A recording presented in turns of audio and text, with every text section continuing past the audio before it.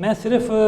صحت کے مشیر ڈاکٹر ظفر مرزا کی وہ اسٹیٹمنٹ آپ کے سامنے لانا چاہتا ہوں جو انہوں نے اس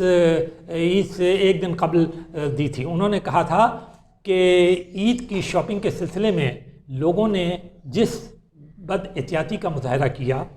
اور جس قسم کی SOPs کی دھجیاں اڑائیں، اس بے احتیاطی کے نتیجے میں جو اب نتائج سامنے آ سکتے ہیں، اس کی ذمہ داری جو ہے وہ کسی اور پہ نہیں، خود ان پر ہی ہوگی۔ تو اس سے بڑی وضاحت ہو جاتی ہے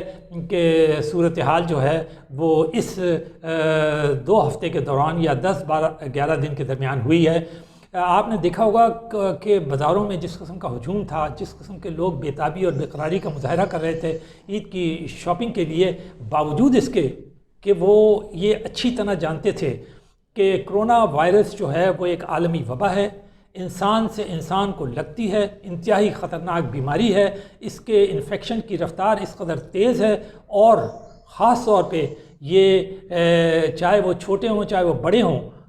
وہ جب اپنی فل اثر انداز ہونا شروع ہوتی ہے تو وہ اس کے نتائج کیا نکل سکتے ہیں۔ دوسری بات یہ ہے کہ اس کے خلاف کوئی ایسی مستند دوائی نہیں ہے کہ آپ نے یہ دی آج اور وہ اس کے بعد آپ ٹھیک ہو جائیں۔ تو اس کی غیر موجودگی کے اندر کسی قسم کی بے احتیاطی کرنے کا مطلب، اور وہ بھی ایک عید کے لیے اتنی بے قراری دکھانا شاپنگ کے اندر، یہ بالکل سمجھ سے بالا تر ہے۔ ویسے تو بہت سارے لوگوں کا یہ کہنا ہے کہ ہم لوگ جو ہیں وہ قانون توڑنے کے معاملے میں کچھ زیادہ ہی وہ ہیں ایمبیشس ہیں، اور ہم شاید یہ سمجھتے ہیں کہ SOPs کو فالو نہ کرنا یا کسی قانون کو توڑنا جو ہے یہ کوئی اسٹیٹس سمبل ہے۔ لیکن میں یہاں یہ بتاتا چلوں کہ یہ کوئی قانون توڑنے کا معاملہ نہیں تھا، یہ کسی اسٹیٹس سمبل کا معاملہ نہیں تھا، یہ کسی کو نیچے دکھانے کا معاملہ نہیں تھا، یہ تو ایک بیماری ہے کرونا وائرس جو ہے۔ تو اور یہ بیماری کسی اور کو نہیں، یہ آپ کو خود لگ سکتی تھی، لوگوں کو لگ سکتی تھی، جو بازار میں گئے تھے ان سب کو لگ سکتی تھی، اور پھر جو بازار سے واپس آئے وہ اپنے گھروں میں اس کو منتقل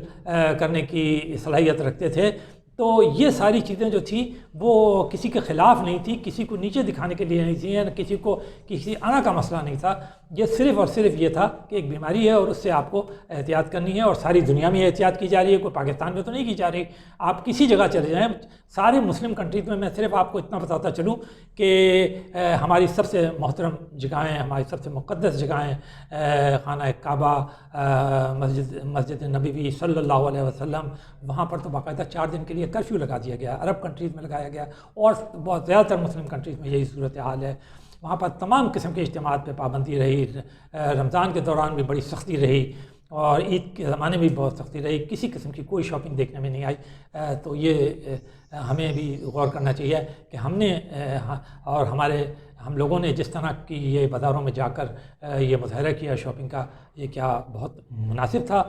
اور پھر اس کے بعد اب جو فگرز سامنے آ رہے ہیں، جس کے جو آپ نے شروع کے اندر بتائے ہیں اور جو روزانہ چڑھتے چلے جا رہے ہیں، وہ جو ہیں وہ انتہائی تشویشناک ہیں۔ اور چلے جو گزر گیا سو گزر گیا، لیکن اب ہمیں غور کر لینا چاہیے کہ ہم نے ہر ایک کی بات مانی، ہر ایک کی بات سنی، نہیں سنی تو ہم نے ڈاکٹروں کی بات نہیں سنی، سائنسدانوں کی بات نہیں سنی۔